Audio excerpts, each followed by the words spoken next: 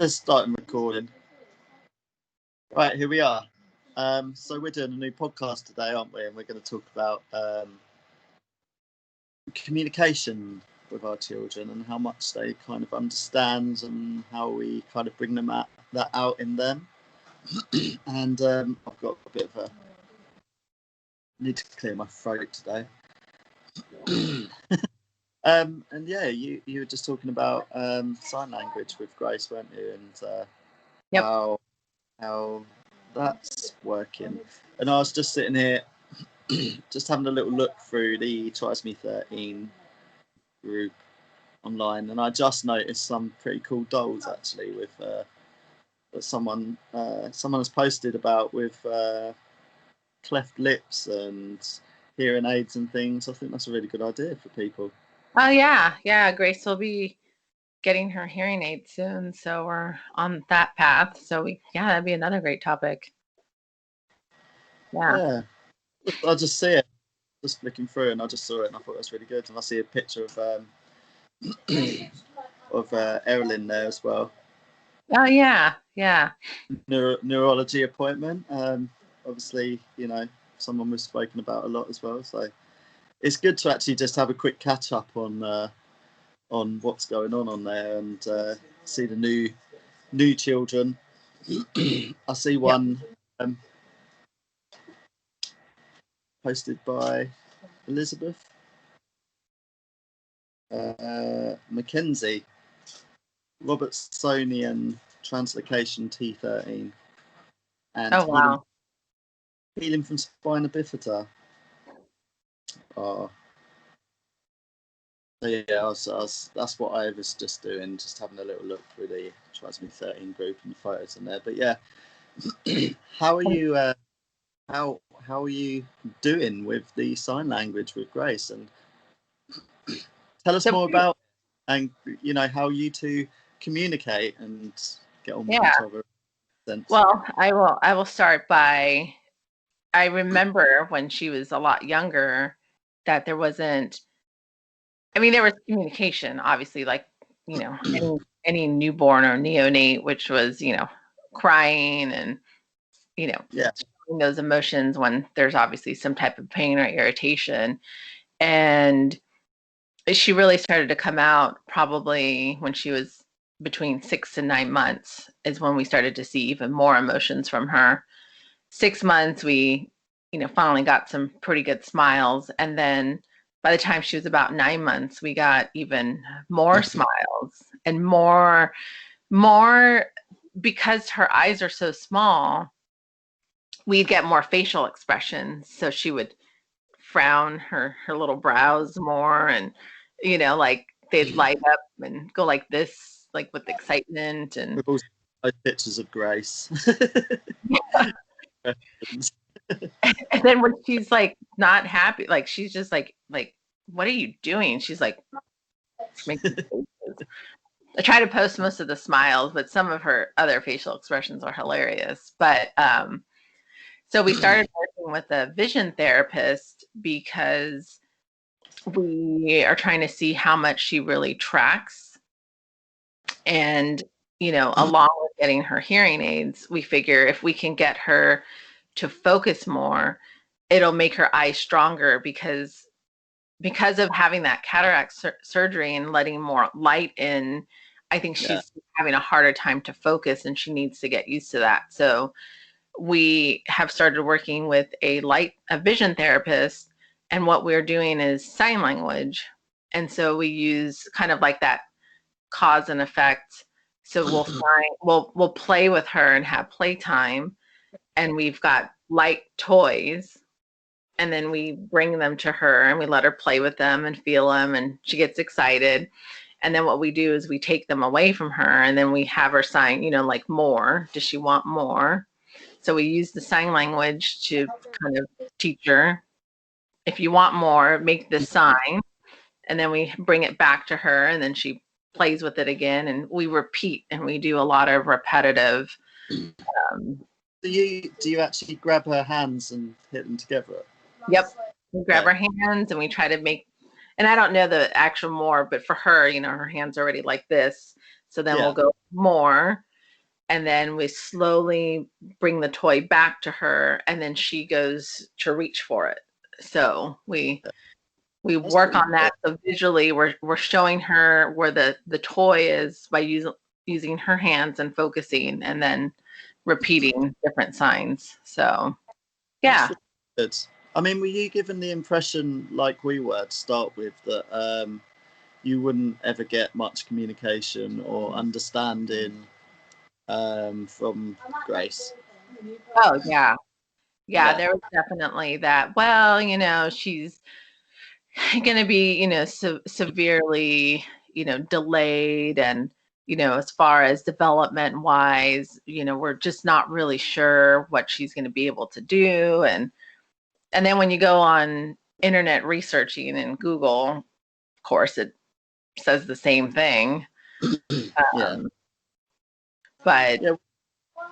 you know, We were told the same. We were told the same thing. Not to, she probably won't walk or talk or do anything. And I think early on it was very. We had the same experiences as most have, where it just didn't seem like she was aware of any our existence or anything. She was just in a happy bubble, really. Being a uh-huh, baby. Um, very early on, it was like she didn't even want to be born. She was still in the belly. But uh-huh, suddenly we started getting smiles, like you said, with Grace, and kind of an understanding. You could see that she started to understand things that made her feel happy. Um, toys that she likes and things. And how old was Darcy when she started smiling?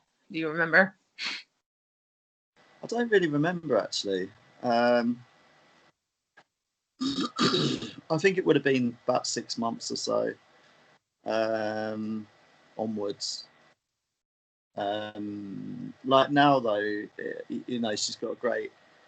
You can tell that she understands things, and she definitely has good memory of things. Like her tube, for example, she knows exactly where that is, and Uh-huh. it, and she knows to go like that to get to the end of the tube, which is the bit she likes to in. um, little things like that shows that she has got, I think, a good sort of memory and a good understanding of things that make her happy. The other day, she had reflux, um, and it was quite bad. She was like, you know, in bed, and I quickly got her and sat her up. She was like trying to, you know, first thing she done was put a hand down to grab her toy so she could lick it. Uh-huh. It's like, she gets comfort out of these things, and um, to her, there's they make her smile, they make her happy. Like talking, if I talk into her ear, Uh-huh. start smiling, and she'll start being like, and you can really see that sort of change in her.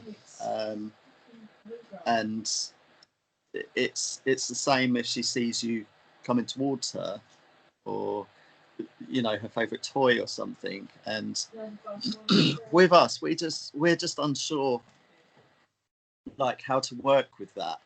So for Right. us, that's something. You sound like you're a bit further ahead with sign language and stuff. Um, but yeah, that's I think they do definitely seem to gain an understanding of the world around them. They just Oh yeah. can't perceive it like we do. Um, They totally do. I mean, and the thing is it's I think figuring out how they like to communicate, with Grace when she was younger, because she had, I think, more limited vision back then. yeah. We would do a lot of touch to approach her. We would touch her first and let her know that we were there. And then that would soothe her rather than, like startle her or scare her, which we kind of noticed would happen when we would approach her too quickly. And then how I know she also understands that we're there is So I've got two things. One is the other day she didn't want to really fall asleep too well, and she was kind of in and out. And I love when any of us will do the same thing. We'll whisper in her ear, and whatever she's doing, she could be playing with a toy. She just stops and she goes, Yeah. she stops, and then she's listening, and then she's kind of like, okay, and she totally knocked out, went to sleep. The other thing Darcy does, and I'd recommend it for other parents actually, is she loves the feel of my face. Mm-hmm. It's kind of a comfort thing when I'm holding her. She goes like that, and she also likes grabbing. Like what I say when I say I recommend it, I don't recommend mums out there go and start growing beards and things, or dads have to grow a beard. But I think anything with a sort of feel like something sensory, like the feelings and that they love that sort of stuff. I've noticed with other Oh children. yeah, Grace goes crazy over Chris because of his beard, and she grabs and pulls and like feels. And with me, she doesn't do it as much with me, but I do run her hands over my face, and I'm like, this is my nose, this is my cheek. I'll have her pull my ear, and I'll even have her like squeeze my cheek, like taking her hand and like actually squeezing and running it over my hair, just so that she knows, like, okay, well, that's mom, and this one's dad. So That's a similar thing actually. If we pick her up, like getting her out of the car or something, a lot of the time she knows people's mouths are this sort of height when we pick her up, and she goes to grab your bottom lip or like the jaw. I think she kind of balances herself out a bit. So right. she's very like, whoa, yeah, and that's something she does sometimes that makes her feel more, at ease and stable. Yeah. I also think too, when they don't have as much, at least for Grace, with hearing, hearing and vision, if it's not that great, I think she also really picks up on a lot of vibrations, because vibrations for her really soothe her. Rocking and dancing, or they're fun. She'll either have fun or it's a way to soothe her.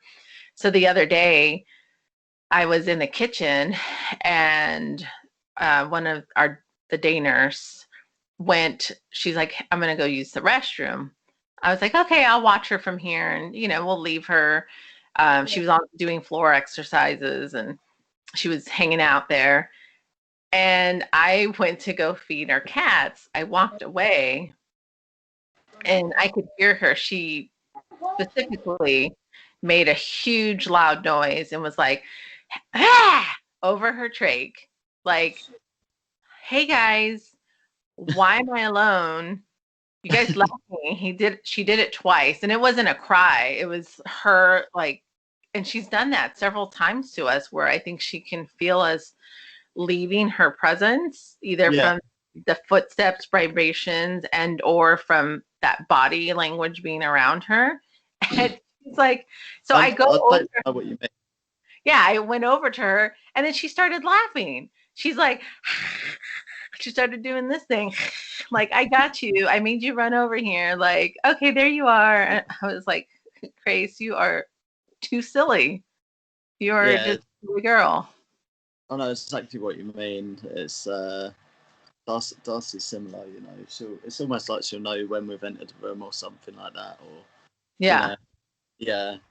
The best time is when she's laying in bed and she's been up on her own for a moment, or it doesn't matter how quiet you are or anything. She'll know. She'll suddenly be like, and looking around, and Yeah. what you're saying, the same, like she just knows. Yeah. It's like they do just know. And I feel like their other senses and the way they communicate are Yeah, heightened a lot more. And that's so, and like a typical child, they'll eventually verbally communicate and tell you that. And I feel like, at least for Grace, that these other senses and the way she communicates continue to grow in other ways. And, she expresses herself in body language and facial expressions. And it's like you just learn to adapt. Like I don't know, you just pick up on it. It's just So what do you, awesome. I was going to say, from your experience and what you've learned yourself, what do you think you'd tell other parents that could help sort of bring this, bring out the communication factor with their trisomy 13 children? I think it's really learning, how much they can either visually see or hear, because if you know that they have limited hearing or vision, then you can utilize the other senses to communicate with them. You can use, touch and textures, like you said, sensory items, and doing kind of sometimes that same routine, so that they know, okay, well, this, if it's for us, when we do her trach cares and we clean her neck, we do that every day. We have the same type of routine. We put her in the same position. Yeah.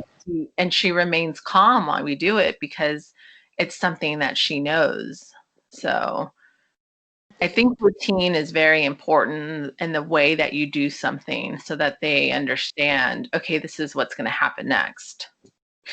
They feel quite, I think it gives them a great sense of security and safeness with their routines, doesn't it? I've definitely not RC. I mean, the world is a mysterious enough place for her. And these things, like you're saying, routines just keep her happy and safe. You can see she's like, she'll go to bed. I'll put her on how I always put her in bed, and she's just.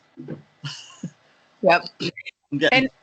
And I thought too, because so my mom, grandma, we call her the baby whisperer because she's really good at getting Grace to go to sleep. And at some point I was thinking like, oh, well, we should, get away from that routine so that, as Grace grows and she can, learn to fall asleep on her own. But then I realized that routine is actually really critical for her because, she, I don't know what that timetable is for her development. And why would I take that away if I know that she's going to be comforted and comfortable and, end up having a great night's sleep? So yeah, we try to stick to that same kind of routine. And it doesn't always work. There are days where she's not feeling good or something else is going on, but for the most part, pretty much does. Yeah. I'll definitely say routine's a big thing. Ow. Hold on.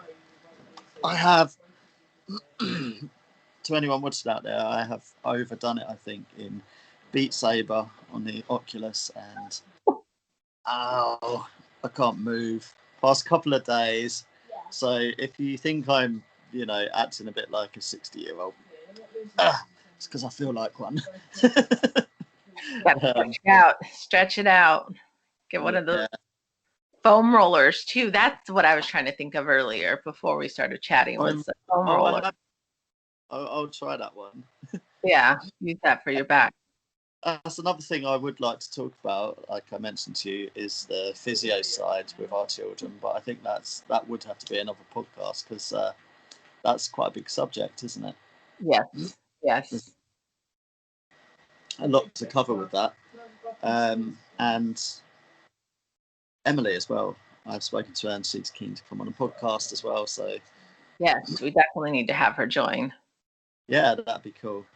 She's over in your country, isn't she? She's in America. She is. She's on the other coast though. So she is on the other side, I believe.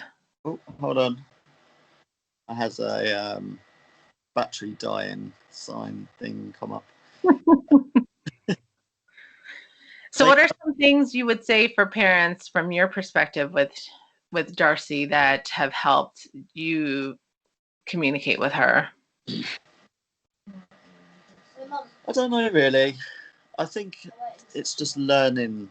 You kind of learn over time who they are and their own little personalities, and that once you sort of realise, I think that they're not, that these children are not like normal people, as in like what we're used to in behaviours.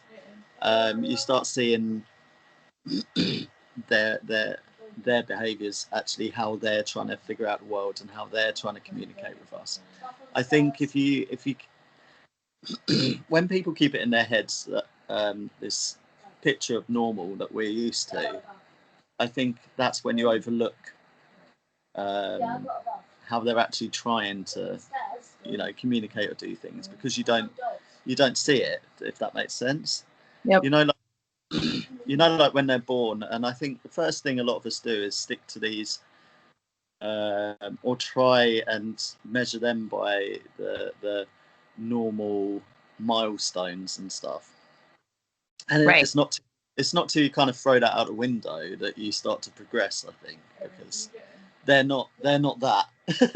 And I think that's the one thing that was really important, is just getting that sort of, getting to that sort of place in my mind. And then I started seeing how Darcy herself was trying to sort of be and communicate and Right. just world. And there's a lot of things I noticed like that are important, like you said, with the routine. That's one thing. And certain things that give her great comfort, like talking into her ear, or certain tones and things. Yep. I think if she thinks something is not, it's maybe a bit heated or something like that, like a discussion, you can see it will upset her. She Mm-hmm. doesn't sort of thing around her. Yeah. She's very, I don't know. Oh, and that reminds me, Grace, she loves high tones for, because of her Yeah. hearing. She loves whistling. When Chris whistles with her, it's really exciting for her in high pitched type tones. And obviously What I because of mean, hearing. Yeah. there's a certain tone of voice that she doesn't like, and a certain tone that she does. And I just think for other parents out there, that's really important to remember, that even though at times early on, there's times when you just think to yourself, that they don't understand nothing, or they're not hearing nothing, or doctor said this, doctor said that. Just remember, they're taking it all in, and they are listening, and they are learning how they learn. Exactly. They've been given a lot of obstacles to overcome, Yes. and they do it in their own way. But I think just being mindful that they are actually taking it in is a big thing Yep. with these. And I think there's also for other parents too, is I think it's perfectly normal to at some point, grieve about what you're not going to necessarily get, Yeah. when you're looking at those normal milestones and all the normal behaviors that, doctors and stuff have, that they measure a child and where they are developmentally. I think you get to a point where you accept that.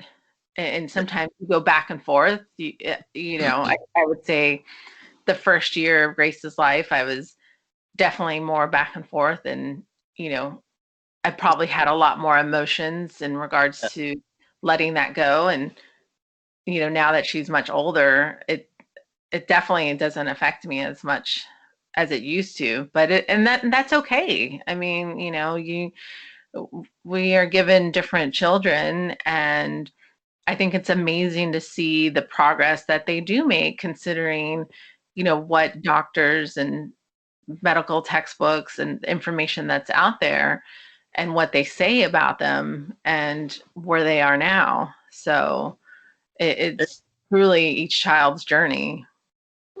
and yeah, like you said, it is. I don't know. I think some of it.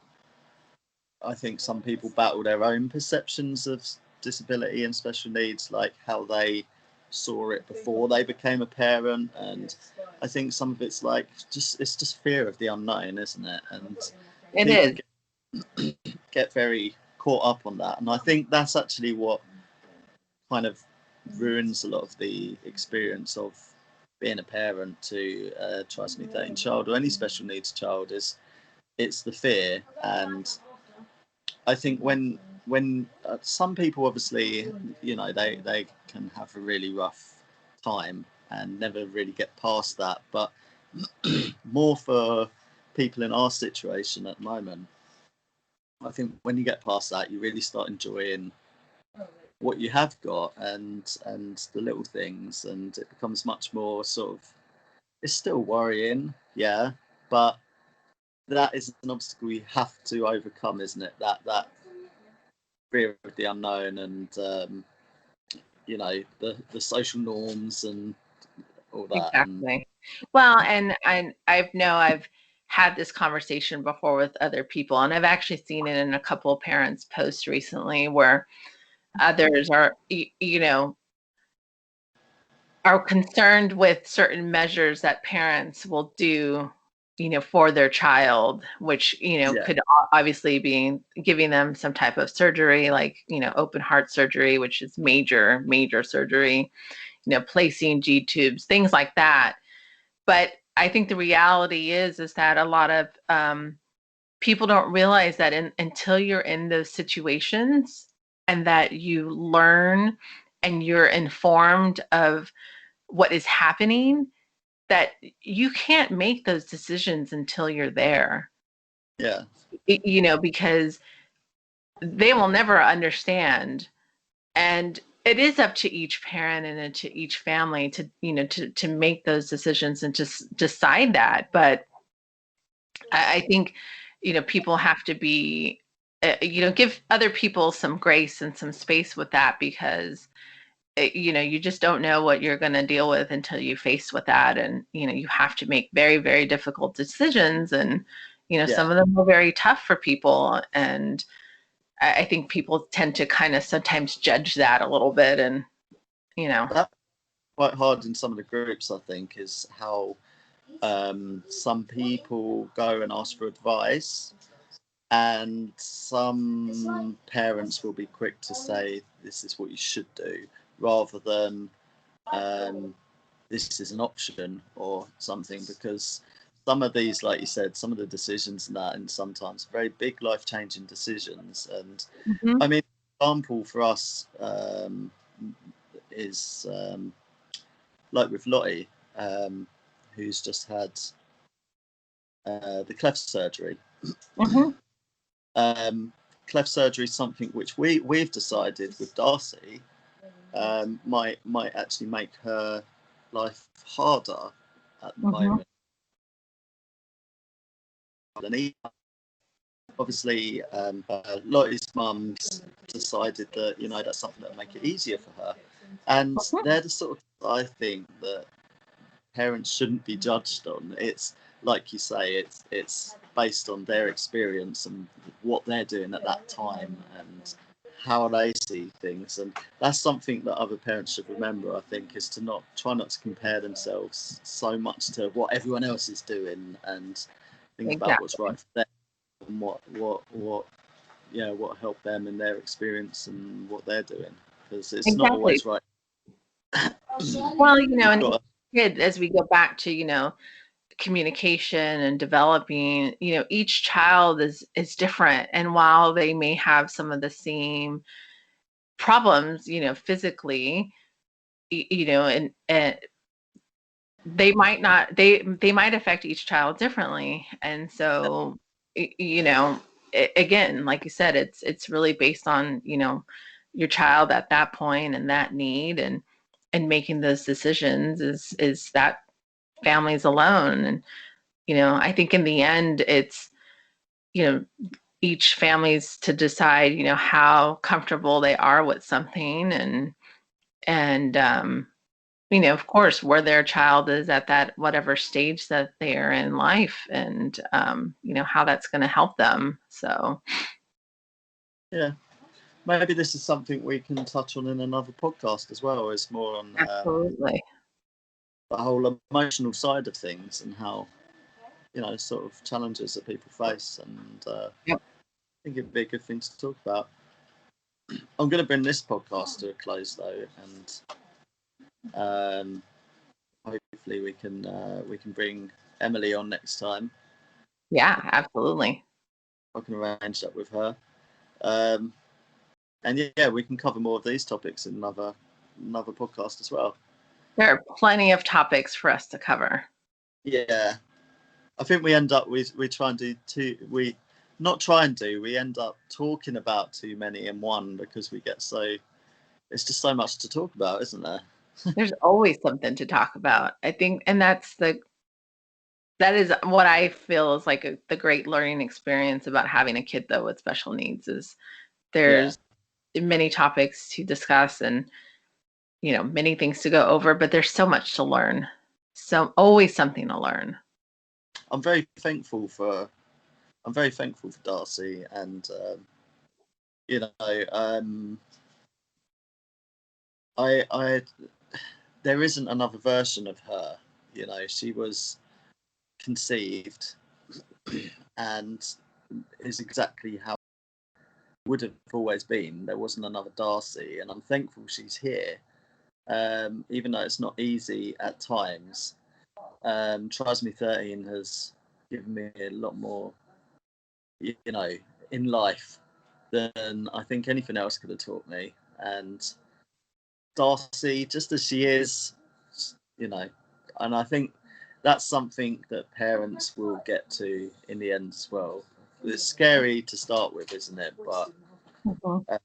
you kind of, like you said, you mourn a child that you thought you would have. But once you get past that, I think there's a lot to be thankful for, and a lot that these children can teach us in life. And A lot, yes, yes. Darcy's teaching me stuff every day. That's She teaches great. me, same as Grace. Yeah, they both teach us. All our friends, they all teach us a lot. They're little gifts. Yeah. But yeah, I'll leave this one here. And anyone out there, thank you for watching. Have you got anything you want to say before I stop it? No, just another good discussion, and can't wait for the next one. And thanks to everyone for tuning in with us. Tuning in. Makes it sound like they're on old sort of TV sets where they we're on the radio waves and that. But yeah, I'll end this here. Yeah, don't forget to check out the social links for Grace's journey and Darcy's journey. And yeah, we'll be back in the next podcast. How do I stop it?